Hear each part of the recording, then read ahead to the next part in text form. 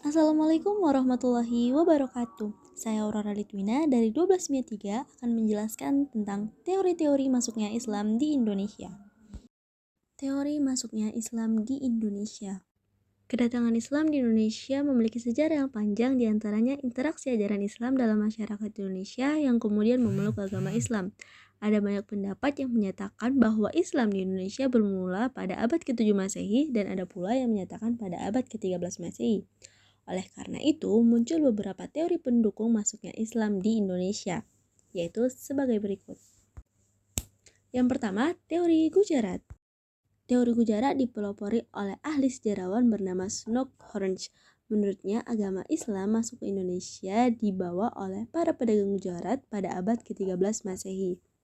Teori Gujarat menyatakan Islam masuk ke Indonesia melalui wilayah-wilayah di anak benua India seperti Gujarat, Bengali, dan Malabar.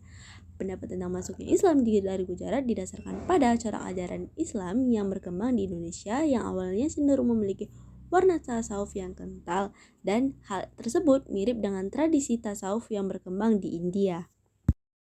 Jalurnya dapat dilihat bahwa para pedagang dari Gujarat menyusuri benua Hindia hingga sampai ke pesisir laut Indonesia. Teori Gujarat dapat dibuktikan dengan adanya peninggalan bukti sejarah, yaitu makam Raja Malikul Saleh dan makam Maulana Malik Ibrahim. Yang kedua adalah teori Arab. Teori Arab dikemukakan oleh seorang sastrawan Indonesia bernama Buya Hamka. Teori Arab ini menyatakan bahwa Islam masuk ke Indonesia berlangsung dibawa oleh para pedagang Makkah pada abad ke-7 Masehi.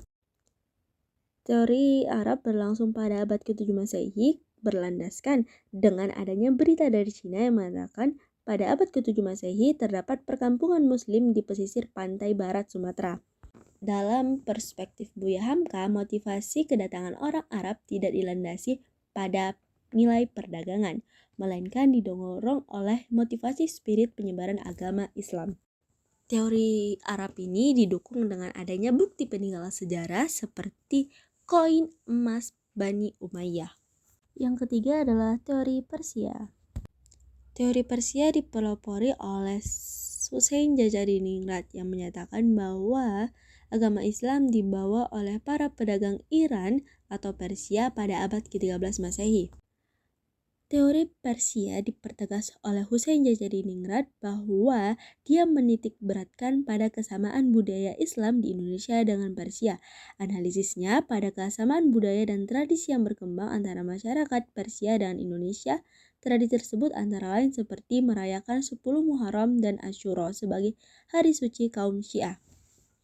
Teori Persia dapat dibuktikan karena pada saat sekarang masih banyak kebudayaan-kebudayaan yang melekat pada masyarakat Indonesia, seperti peringatan 10 Muharram dan upacara tabui. Yang keempat, teori Cina. Teori Cina dipelopori oleh Slamet Mulyana yang menyatakan bahwa Islam di Indonesia dibawa oleh para perantau dari Cina pada abad ke-7 Masehi.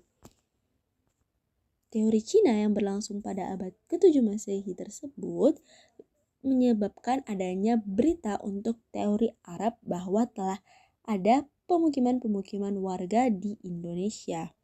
Teori Cina ini dapat dibuktikan dengan adanya peninggalan-peninggalan sejarah berupa masjid dengan arsitektur Cina di berbagai daerah di Pulau Jawa. Keempat teori tersebut menjadi dasar bahwa Islam telah masuk ke Indonesia. Sekian, Assalamualaikum warahmatullahi wabarakatuh.